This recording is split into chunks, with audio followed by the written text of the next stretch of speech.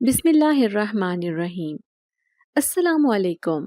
میں اپنے کندھے پر خشک لکڑیوں کی گٹھی اٹھا کر جلدی جلدی بھاگتی جا رہی تھی۔ آج کافی مشکل سے مجھے اتنی اچھی لکڑیاں جمع کرنا نصیب ہوا تھا، مگر پھر بھی میرے چہرے پر گھبراہٹ چھائی ہوئی تھی۔ میرا دل بہت تیزی کے ساتھ دھڑک رہا تھا کیونکہ میں بہت تیزی سے بھاگ رہی تھی۔ میرا بس چلتا تو میں اڑ کر یہ راستہ طے کر لیتی، کیونکہ آسمان پر کالے بادل چھائے ہوئے تھے۔ ایسے گہرے بادل جب بھی اس جنگل کے آس پاس جمع ہوتے تھے تو کچھ انہونی ہوتی تھی۔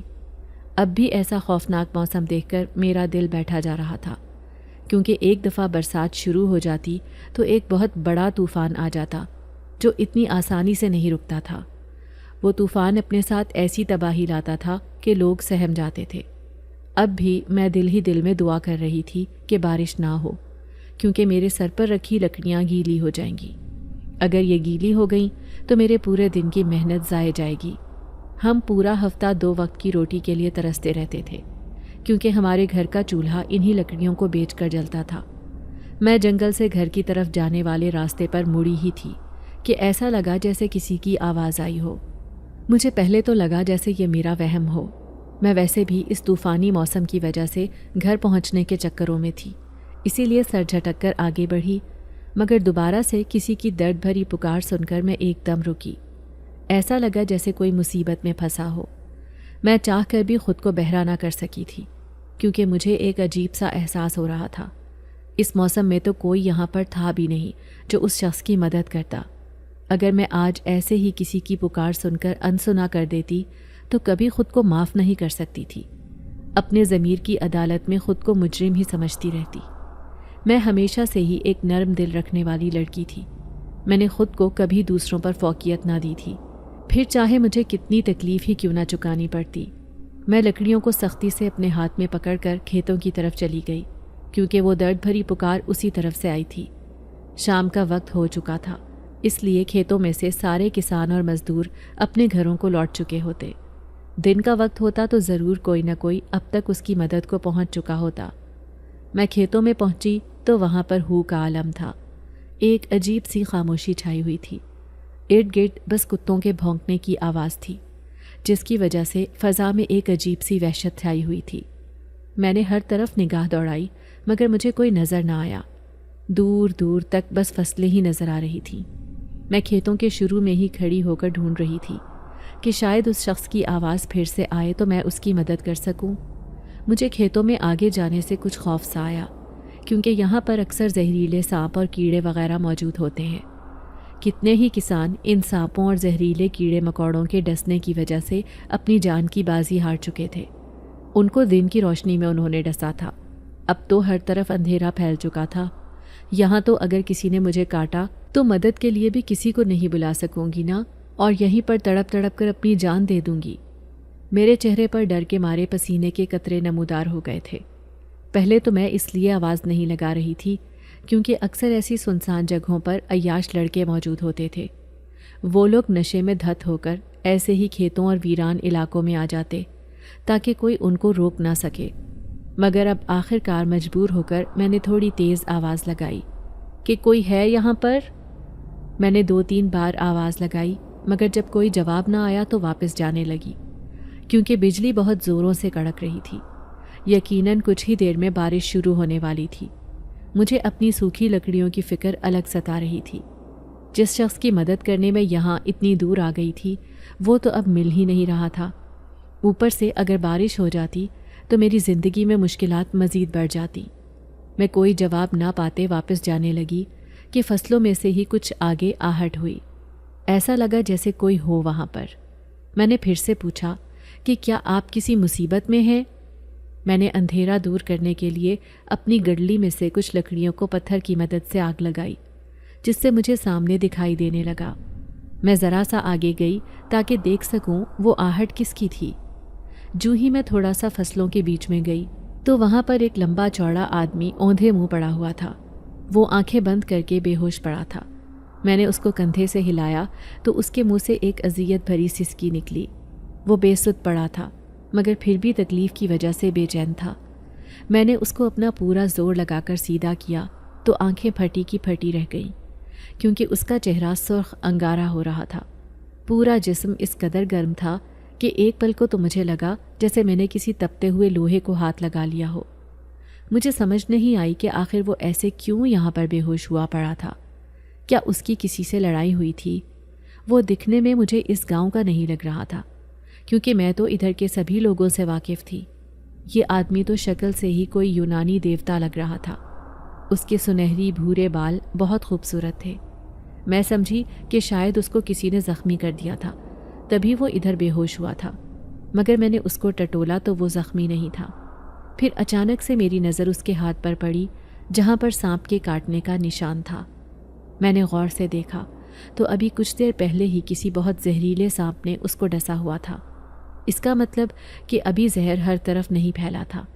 میں نے جلدی سے اپنا دوپٹہ تھوڑا سا پھاڑا اور اس کاٹنے کے نشان پر سختی سے باندھ دیا۔ اس کے بعد میں نے اس کے زہر کو کافی مہارت اور پھرتی سے اس آدمی کے جسم سے نکالا۔ مجھے یہ سب میری دادی نے سکھایا تھا تاکہ مشکل وقت کسی ضرورت مند کی مدد کی جا سکے۔ اس کا زہر نکلا تو میں نے دیکھا کہ اس کو ہوش آ رہا تھا، مگر جوں ہی اس نے تھوڑی سی آنکھیں کھول کر مجھے دیکھا، میں پھرتی سے اٹھی اور لکڑیوں کی گڈلی اٹھا کر وہاں سے بھاگی۔ بارش کی ہلکی ہلکی بوندیں برسنا شروع ہو گئی تھی۔ اب جب کہ وہ آدمی ہوش میں آنے لگا تھا تو میرا یہاں پر رکنے کا سوال ہی پیدا نہیں ہوتا تھا۔ میں بجلی کی سی تیزی سے گھر کی طرف دوڑ رہی تھی تاکہ لکڑیوں کو بچا سکوں، مگر میری بدقسمتی تھی کہ ایک دم ہی ایسا طوفان آیا جس نے لمحوں میں مجھے بھگو دیا۔ ساری خشک لکڑیاں گیلی ہو کر برباد ہو گئی تھیں۔ میں جب تک گھر پہنچی تو میرا پورا وجود بھیگ چکا تھا۔ مجھے گھر میں داخل ہوتے دیکھ کر تائی مجھ پر برس پڑی تھی۔ انہوں نے مجھے زناٹے دار تھپڑ مار کر زمین پر دھکا دیا۔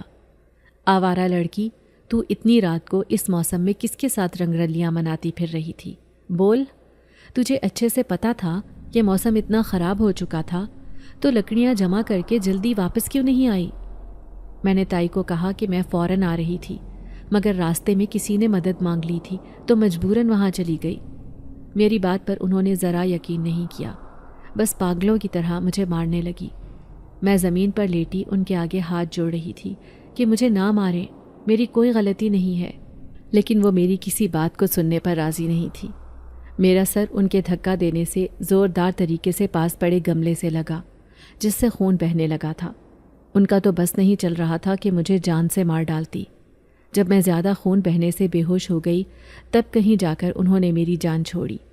اگلے دن میری آنکھ کھلی تو میری آنکھیں پھٹی کی پھٹی رہ گئیں، کیونکہ میرا نام ثنا ہے۔ میں اپنے والدین کی اکلوتی اور لاڈلی بیٹی تھی۔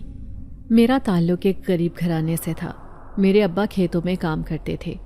روزانہ ان کو جو دہاڑی ملتی اس سے دن میں 2 وقت کی روٹی کھا لیا کرتے تھے۔ غربت کی وجہ سے میں نے اسکول میں پڑھائی لکھائی نہیں کی تھی، اس لیے سارا وقت گھر پر ہی ہوتی تھی۔ اماں سلائی کر کے کچھ پیسے کماتی تھی، مگر ہم جس گاؤں میں رہتے تھے وہاں پر سب لوگ ہی ہماری طرح غریب تھے۔ کوئی اتنے کپڑے نہیں سلواتا تھا۔ مہنگائی اتنی زیادہ ہو گئی تھی کہ ابا کی دہاڑی میں ہمارا گزارا بہت مشکل تھا۔ میں کئی مرتبہ آس پاس کے علاقوں میں کام کرنے کا بھی کہہ چکی تھی، مگر یہاں پر غریبی کی وجہ سے ہر کوئی اپنے کام خود کرنے کا عادی تھا۔ اگر کوئی ملازم رکھ بھی لیتا تو اتنے کم پیسے دیتا کہ اس میں دال روٹی نہیں خرید سکتے تھے۔ میرے ابا کے ایک بڑے بھائی بھی تھے جو کہ ہمارے ساتھ ہی رہتے تھے۔ وہ بھی ابا کی طرح کھیتوں میں کام کرتے تھے، مگر کچھ عرصے پہلے ان کو کسی زہریلے سانپ نے کاٹا تھا، جس کی وجہ سے وہ موقع پر ہی دم توڑ گئے تھے۔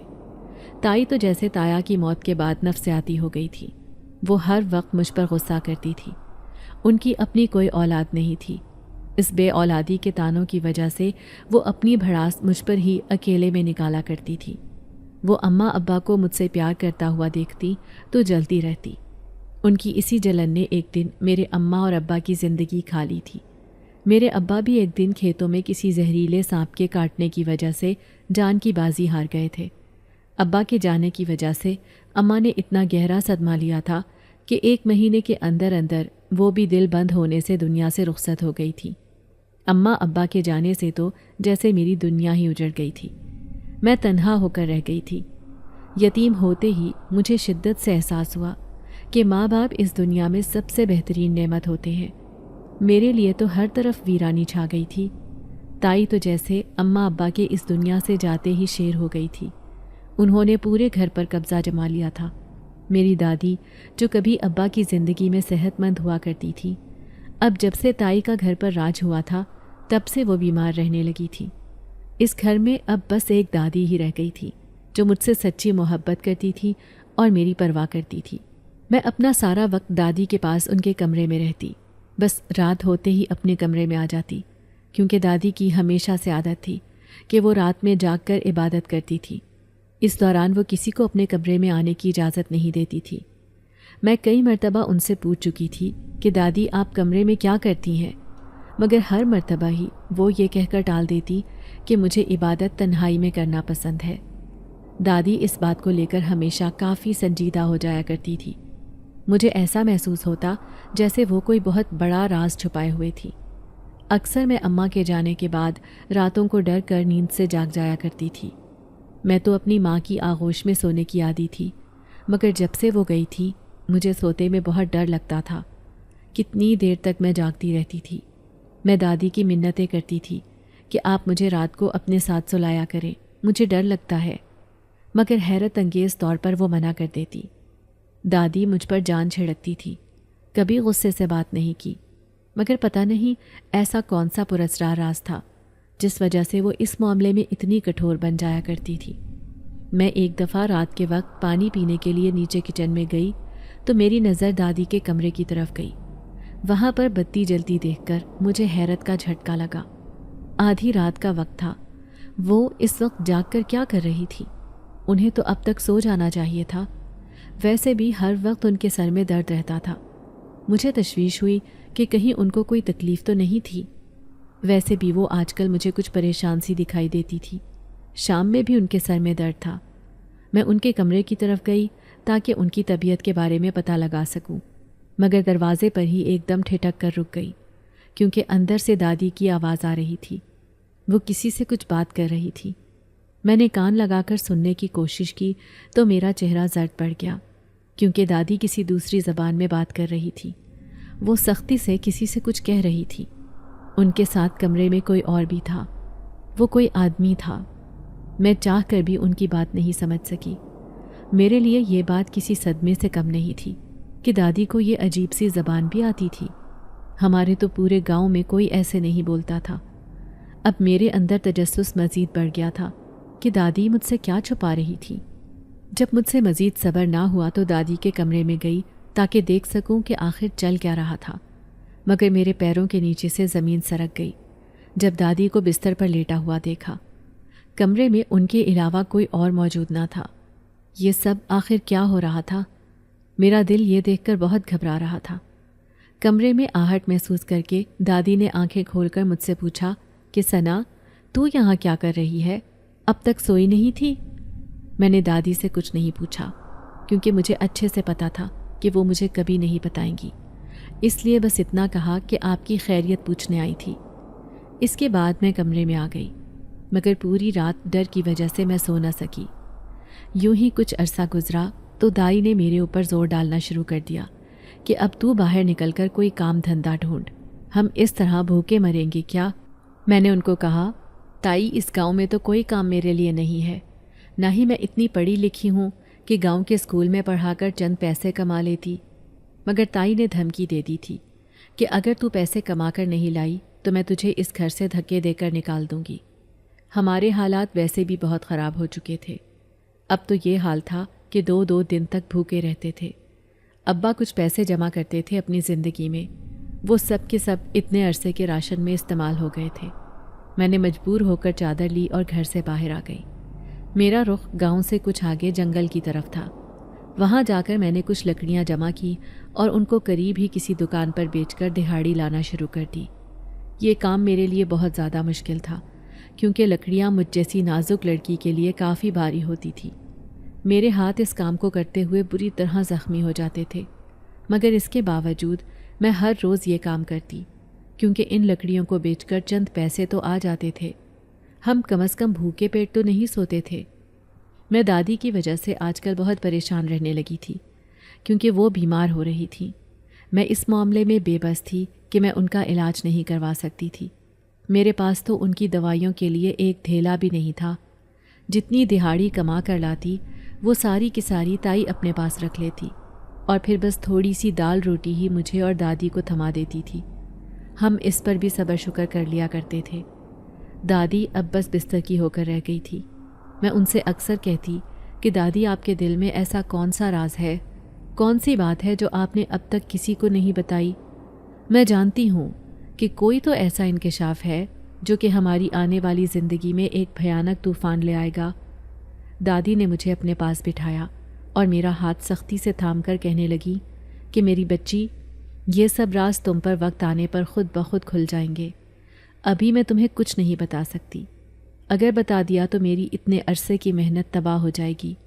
میرے بس میں کچھ بھی نہیں ہے، سب کچھ اللہ کے ہاتھ میں ہے۔ میں تو اتنی بے بس ہوں کہ چاہ کر بھی اپنے دونوں بیٹوں کی زندگی بھی نہ بچا سکی، جو اس انتقام کی بھینٹ چڑھ گئے۔ وہ یہ کہتے پھوٹ پھوٹ کر رونے لگی تھی۔ میں دادی کی بات بالکل نہیں سمجھی تھی کہ آخر وہ کہنا کیا چاہتی ہیں۔ میں نے ان سے پوچھا کہ دادی، آپ مجھے کھل کر بتائیں، ہو سکتا ہے کہ میں آپ کی کوئی مدد کر سکوں۔ میں آپ کو ایسے تکلیف میں نہیں دیکھ سکتی۔ مگر دادی نے اس سے آگے ایک لفظ نہیں بتایا۔ ان کی زبان پر تو جیسے تالے لگ گئے تھے۔ ان کو خوف تھا کسی بات کا۔ وہ ساتھ ساتھ ارد گرد دیواروں کی طرف بھی دیکھتی جا رہی تھی۔ جب بھی میں ان کے کمرے میں جاتی تو وہ مجھے نصیحت کرتی کہ بیٹا، رات کو سونے سے پہلے کھڑکیاں دروازے اچھے سے بند کر لیا کر، کوئی ایک کھڑکی بھی نہ کھلی ہو، سمجھی نا؟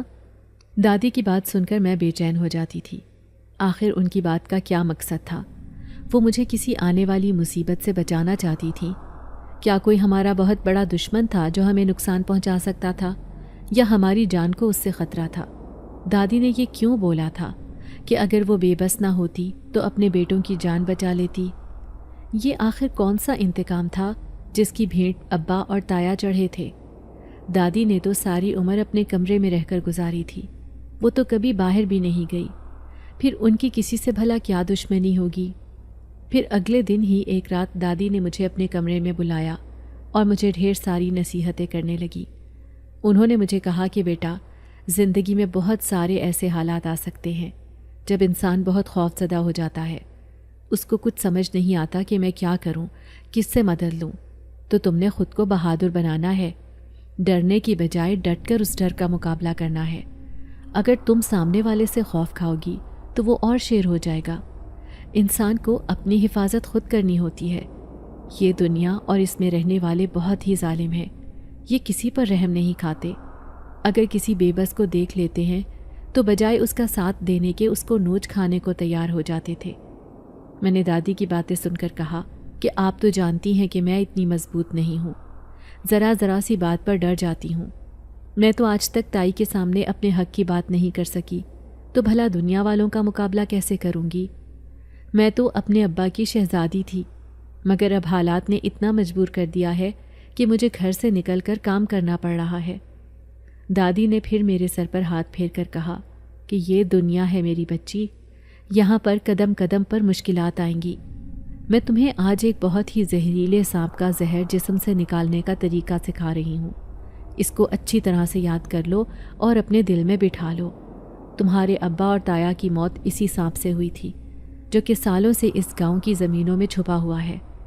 وہ آج تک نہ جانے کتنے ہی معصوم انسانوں کو موت کی نیند سلا چکا ہے۔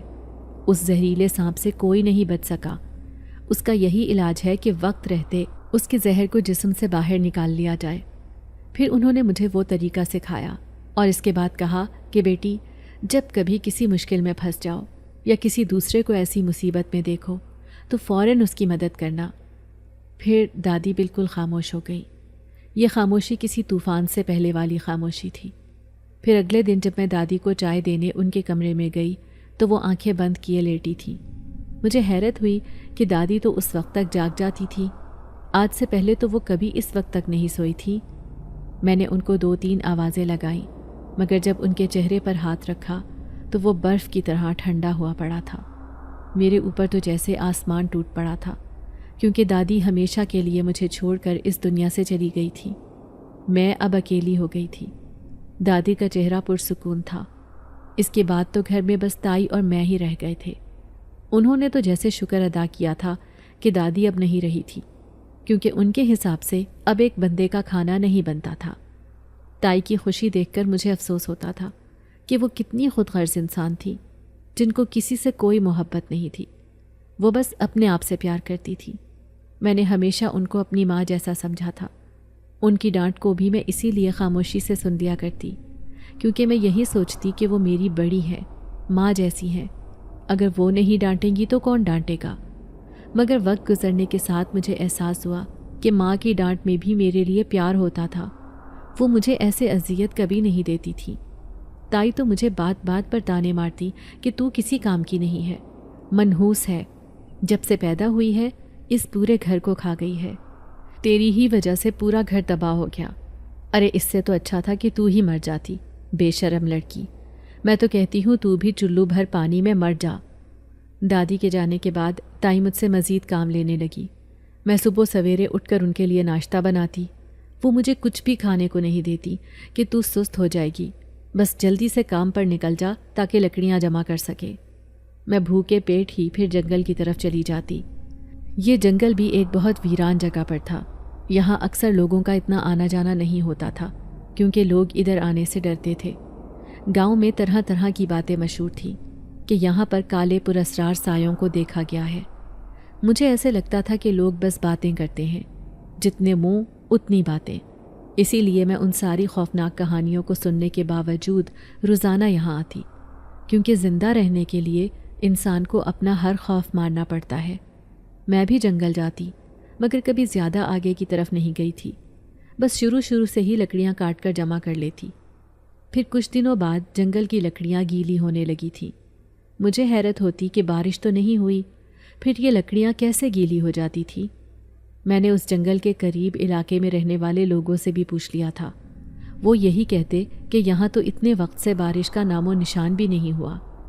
ان گیلی لکڑیوں کو بازار میں کوئی نہیں خریدا کرتا تھا، جس کی وجہ سے ہمارے حالات پھر سے خراب ہو گئے تھے۔ چند پیسوں کی جو بچت ہوتی تھی ان سے تائی بس اپنا پیٹ بھرنے کا انتظام کرتی اور مجھے کہتی کہ تو ڈھیٹ جان ہے، اتنی جلدی نہیں مرتی، مجھے تیرے سے زیادہ ضرورت ہے، اس لیے اپنا بندوبست تو خود کر لیا کر۔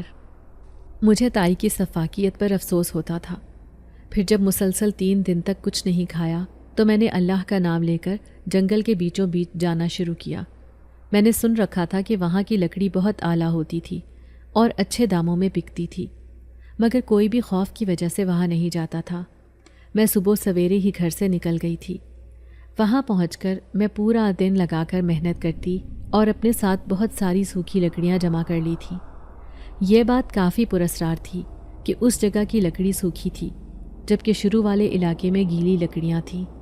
کیا یہاں پر کوئی ایسی پراسرار طاقت موجود تھی جس نے ان کو خراب ہونے سے بچایا ہوتا تھا؟ میں نے جب کافی ساری سوکھی لکڑیاں ایک گڈلی میں باندھ لیں تو جلدی سے وہاں سے نکلنے لگی، کیونکہ دن اب ڈھلنے لگا تھا۔ ان گھنے جنگلات میں تو ویسے بھی اندھیرا جلدی ہونے لگتا تھا۔ میرے ساتھ تو کوئی تھا بھی نہیں۔ یہاں پر شام ہوتے ہی جنگلی جانور شکار ڈھونڈنے نکل پڑتے تھے۔ بھلا میں نازک جان کیسے ان خوخار بھیڑیوں کا مقابلہ کر سکتی تھی؟ میرے پاس تو کوئی ہتھیار بھی نہیں تھا خود کو بچانے کے لیے۔ میں تیزی کے ساتھ قدم اٹھا رہی تھی، کیونکہ مجھے اپنے آس پاس سے سانپوں کی آوازیں آنے لگی تھیں۔ ایسا لگ رہا تھا جیسے کوئی چیز میرے پیچھے ہی رینگتی ہوئی آ رہی تھی۔ میں بار بار مڑ کر دیکھتی، مگر مجھے کوئی دکھائی نہیں دے رہا تھا۔ ایسا کیسے ممکن تھا؟ مجھے صاف کسی سانپ کی سرسراہٹ محسوس ہو رہی تھی، تو وہ دکھائی کیوں نہیں دے رہا تھا بھلا؟ کہیں یہ کوئی پراسرار مخلوق تو نہیں تھی؟ اللہ اللہ کر کے میں جنگل سے باہر نکلی تھی۔ میں مسلسل دل میں آیت الکرسی کا ورد کرتی جا رہی تھی تاکہ ہر طرح کے برے سائے سے محفوظ رہوں۔ پھر جب جنگل سے باہر نکلی تو باہر کا موسم دیکھ کر میرے اوسان بری طرح خطا ہوئے۔ میں نے پورا دن لگا کر اور اپنی جان جوخم میں ڈالنے کے بعد اتنی محنت سے سوکھی لکڑیاں جمع کی تھیں، مگر ایسے طوفانی موسم کو دیکھ کر لگتا تھا کہ جیسے ابھی برس پڑیں گے۔ آج اگر میں یہ لکڑیاں لے کر نہ گئی تو تائی نے مجھے مار مار کر ادھموا کر دینا تھا۔ میں وہاں سے بس کسی طرح گھر پہنچ جانا چاہتی تھی، مگر آدھے راستے میں ہی میں ایک دم رکی، کیونکہ مجھے کسی کی پکار سنائی دی تھی۔ کوئی جیسے بہت اذیت میں تھا۔ میں حیران ہوئی کہ اس وقت تو کوئی بھی یہاں دکھائی نہیں دے رہا۔ پھر یہ آواز کس طرف سے آئی تھی؟ مگر جب دوبارہ سے وہی آواز دوسری طرف موجود کھیتوں سے سنی تو میرے قدم بے اختیار اسی طرف چلے گئے۔ کسی کو تکلیف میں دیکھ کر منہ موڑنا میں نے سیکھا ہی نہیں تھا۔ مجھے اچھے سے پتا تھا کہ اگر برسات شروع ہو گئی تو میری سارے دن کی خاری ضائع ہو جائے گی، اوپر سے بھوکا الگ رہنا پڑے گا، اور تائی کی مار سہنا تو جیسے میری زندگی کا حصہ بن چکا تھا۔ میں جب وہاں پہنچی تو کوئی دکھائی نہ دیا۔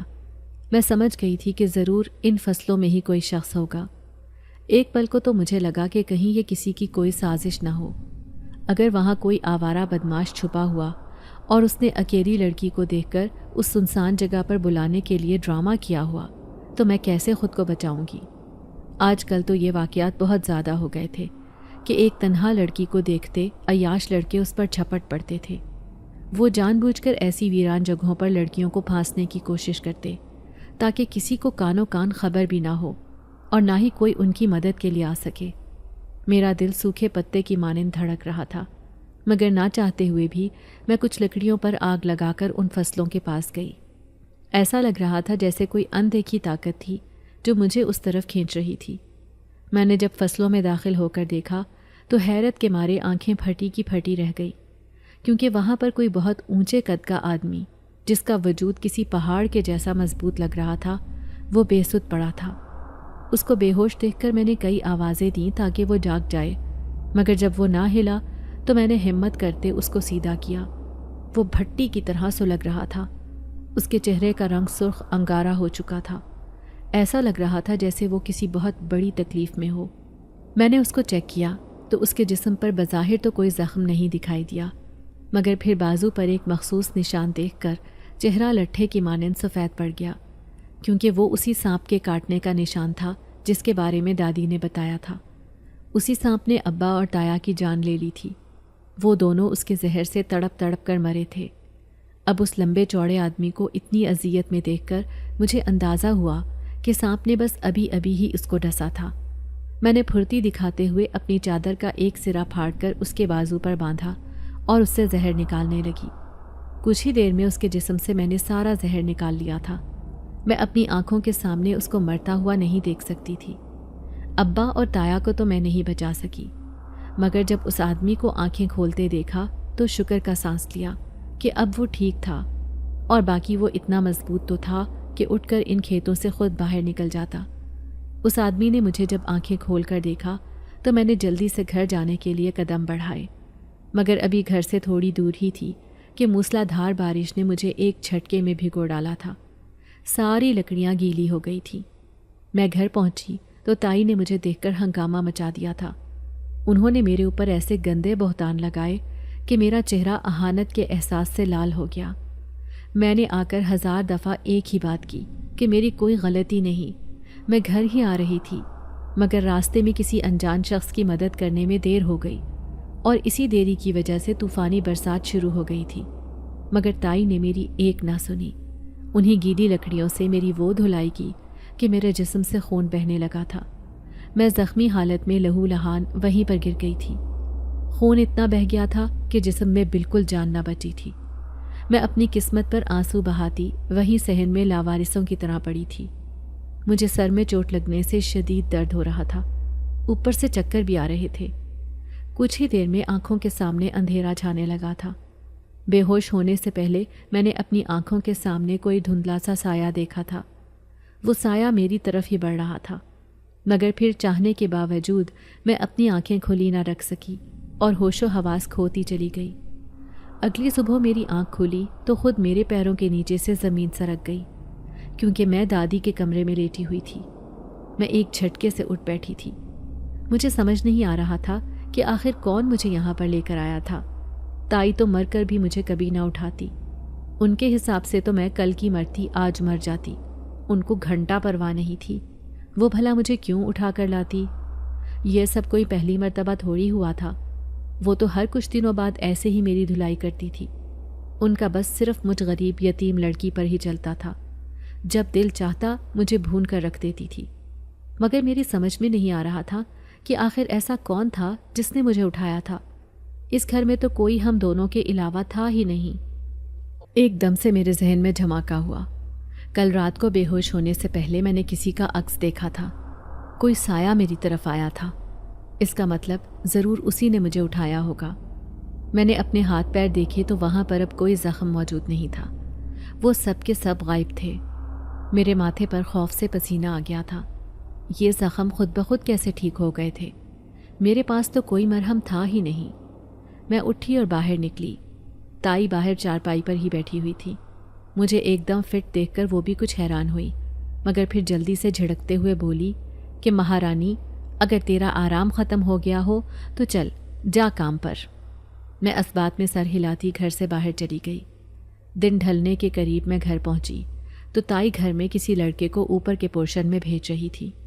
میں حیران ہوئی کہ یہ کون آیا تھا ہمارے گھر۔ میں نے ان سے پوچھا کہ تائی، یہ لڑکا کون ہے اور اوپر کیوں گیا ہے؟ وہ کہنے لگی کہ میں نے اوپر والے پورشن کو کرائے پر رکھ دیا ہے، اب کم از کم مجھے 2 وقت کی روٹی کے لیے تیرے آگے ہاتھ نہیں پھیلانا پڑے گا، تیرا تو کوئی بھروسہ نہیں ہے، ایک دن دہاڑی لاتی ہے تو ہفتہ ہفتہ ایک ڈھیلا نہیں دیتی، نہ جانے کون سی آوارہ گردی میں مصروف ہے۔ اب میں بھوکی تو نہیں مر سکتی، اس لیے اپنا انتظام خود کر لیا ہے، لیکن تو یہ نہ سمجھنا کہ میں نے کرایہ دار رکھ لیا ہے تو تجھے کام سے چھٹی مل جائے گی، تو روزانہ جنگل میں لکڑیاں جمع کرنے جائے گی، کیونکہ تجھے تو میں اس کرائے کے پیسوں سے ایک ڈھیلا نہیں دوں گی، سمجھی؟ مجھے تائی کی بات سن کر دلی دکھ ہوا۔ وہ جس گھر کے اوپر والے پورشن کو کرائے پر دے رہی تھی تو اس میں میرے ابا کا بھی حق تھا، جس حساب سے مجھے بھی کرایہ ملنا چاہیے تھا، مگر میں نے اف بھی نہ کی اور خاموشی سے کمرے میں چلی گئی اور دروازہ اچھے سے بند کر دیا۔ تائی کو اتنا بھی اندازہ نہ ہوا کہ کرایہ دار کوئی خاتون یا کسی فیملی کو رکھتی۔ انہوں نے ایک جوان جہان لڑکے کو اکیلے رہنے کی اجازت دے دی تھی۔ میں بھی تو اسی گھر میں رہتی تھی، اور اگر اس لڑکے کی میرے اوپر بری نظر آ جاتی تو میں کیا کرتی؟ آج کل تو لڑکی ذات کو اپنا زیادہ دھیان رکھنا پڑتا ہے، کیونکہ زمانہ دن بدن خراب ہوتا جا رہا ہے۔ آس پاس کے سب لوگ اپنے گھروں کی بچیوں کی جان سے بڑھ کر حفاظت کرتے تھے، کیونکہ بیٹیاں تو گھروں کی عزت ہوتی ہیں، ان کو گھر کی 4 دیواری میں محفوظ ماحول دیا جاتا ہے، مگر ادھر تو تائی نے گھر کے اندر ہی ایک انجان آدمی رکھ لیا تھا، صرف پیسے کے لیے۔ وہ اس قدر اندھی ہو چکی تھی کہ اتنا نہ سوچا میں بھی تو اس گھر کی عزت ہوں۔ میں کمرے میں آ کر بے چین سی تھی، پوری رات مجھے ڈر کے مارے نیند ہی نہیں آئی۔ اگلی صبح میں سویرے اٹھی اور تائی کے لیے ناشتہ بنانے کچن گئی۔ وہ اس وقت اپنے کمرے میں سو رہی تھی۔ میں ناشتہ بنا کر پلٹی ہی تھی کہ ایک دم سے اپنے پیچھے ایک انجان لڑکے کو کھڑا دیکھ کر کانپ اٹھی۔ میں نے ایک دم سے اس سے پوچھا کہ کون ہیں آپ اور یہاں کیا کر رہے ہیں؟ وہ کہنے لگا کہ وہ یہاں کرائے پر رہتا ہے اور اپنا ناشتہ بنانے آیا ہے۔ میری حیرت کی انتہا نہیں تھی کہ اب کیا یہ لڑکا یہاں نیچے ہی کچن میں آیا کرے گا؟ میں نے پھرتی سے اپنے سر پر چادر لی اور چہرہ چھپا لیا، کیونکہ وہ لڑکا مجھے عجیب سی نظروں سے گھورے جا رہا تھا، جس سے مجھے خطرے کی گھنٹی اپنے ارد گرد بجتی سنائی دی۔ ہر لڑکی کو اللہ نے یہ حس دی ہوتی ہے کہ وہ اپنے اوپر اٹھتی ہر طرح کی نظر کو پہچان لیتی ہے۔ اگر کوئی انسان بری اور گندی نظروں سے اس کو دیکھتا ہے تو وہ فوراً بھانپ لیتی ہے۔ مجھے اس لڑکے کا دیکھنے کا انداز کچھ پراسرار لگا تھا۔ اس کی آنکھوں کا رنگ بالکل سرخ تھا، پتہ نہیں کیوں، لیکن ایک خوف سا دل میں آ رہا تھا۔ ہو نہ ہو دال میں کچھ کالا ضرور تھا۔ وہ لڑکا مجھ سے بات تو سیدھے طریقے سے کر رہا تھا، مگر اس کی نظریں میرے وجود کے آر پار ہو رہی تھی۔ مجھے اس کے دیکھنے سے کراہیت آئی، اسی لیے فوراً وہاں سے ناشتہ لے کر تائی کے کمرے میں گئی۔ مجھے اس آدمی کی نظروں کی تپش اپنے وجود پر پڑتی محسوس ہو رہی تھی۔ اس کے بعد میں گھر میں ایک لمحہ نہیں رکی، فوراً کام پر چلی گئی۔ سارا دن میں نے جنگل میں گزارا اور لکڑیاں جمع کی۔ مجھے آج جنگل میں ایسا لگ رہا تھا جیسے کوئی تھا جو سائے کی طرح میرے ساتھ تھا۔ میں نے کئی مرتبہ مڑ کر دیکھا مگر کوئی دکھائی نہیں دیتا، لیکن حیرت انگیز بات یہ تھی کہ اس سائے سے مجھے کوئی خوف محسوس نہیں ہو رہا تھا۔ میں لکڑیوں کو بیچ کر گھر پہنچی تو ساتھ اپنے لیے کھانے کا بھی کچھ لے آئی تھی، کیونکہ تائی نے تو اپنا انتظام کر لیا۔ میں خاموشی سے اپنے کمرے میں آ گئی تاکہ جلدی سے کھانا کھاؤں۔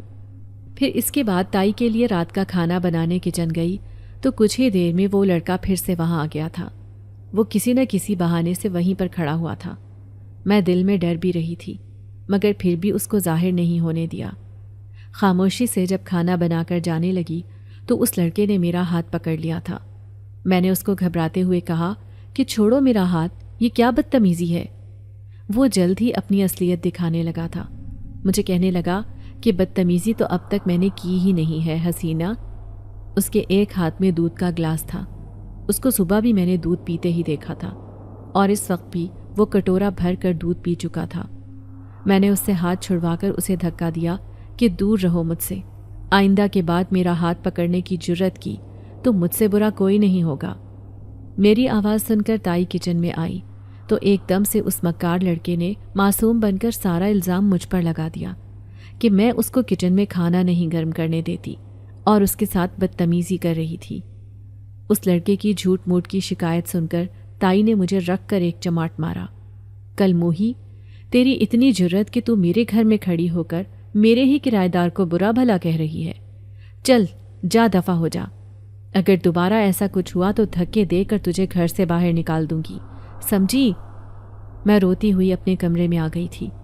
اب تو مجھے اپنے ہی گھر میں رہنا عذاب لگ رہا تھا۔ کمرے میں رات کو لیٹی تھی کہ ایسا لگا جیسے کسی نے دروازے پر دستک دی ہو۔ میں نے پہلے تو نہیں کھولا کیونکہ تائی تو کبھی ایسے نہیں کرتی تھی، وہ تو ہمیشہ چلا چلا کر مجھے بلاتی تھی۔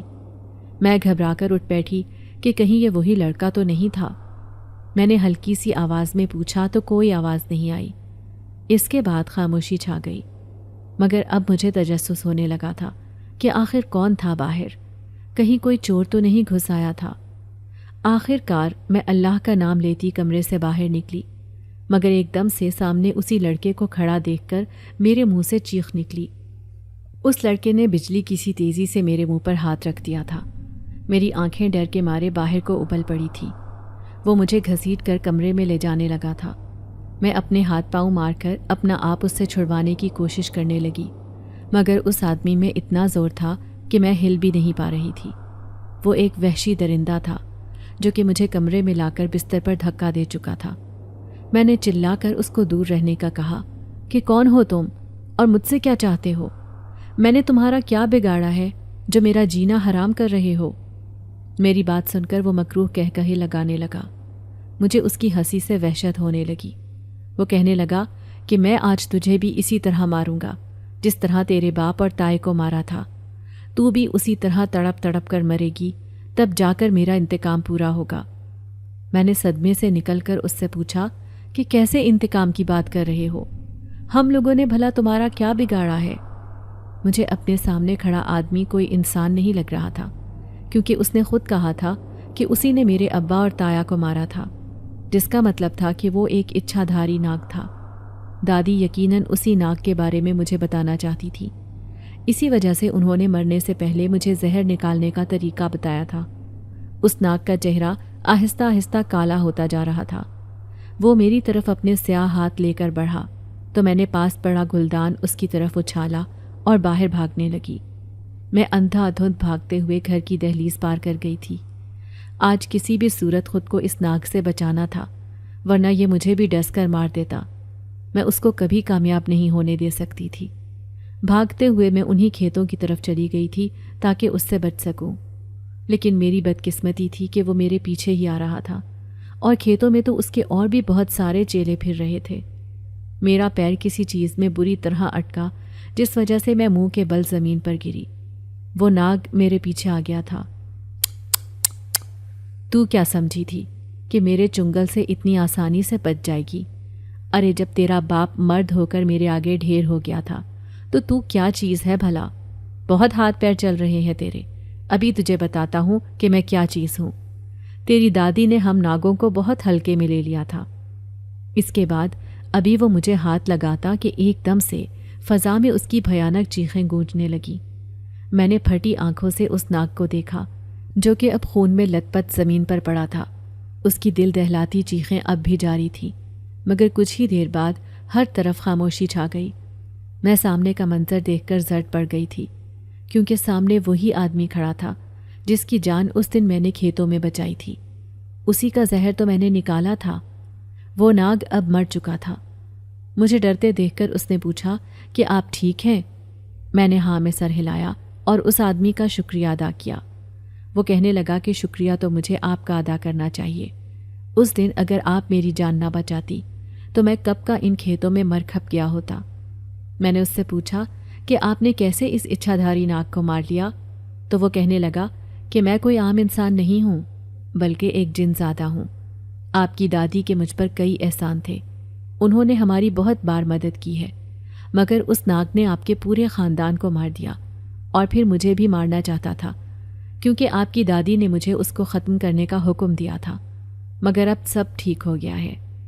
میں وہاں سے جانے لگی تھی کہ اس نے مجھے روک لیا اور کہنے لگا کہ میں جانتا ہوں آپ اپنے گھر میں خوش نہیں ہیں اور آپ کا وہاں کوئی نہیں، اگر آپ چاہیں تو مجھ سے شادی کر سکتی ہیں، میں آپ کو ہمیشہ خوش رکھوں گا۔ میں اس جنزاد کی بات سن کر راضی ہو گئی تھی۔ وہ ایک بہت ہی اچھا جن تھا جس کے ساتھ میں خوشی خوشی رہنے لگی تھی۔ اگر آپ کو آج کی ہماری کہانی پسند آئی ہے تو اسے لائک کیجیے اور اپنے پیاروں کے ساتھ شیئر کیجیے، اور ہاں، اگر آپ نے ابھی تک ہمارا چینل سبسکرائب نہیں کیا تو ضرور کیجیے۔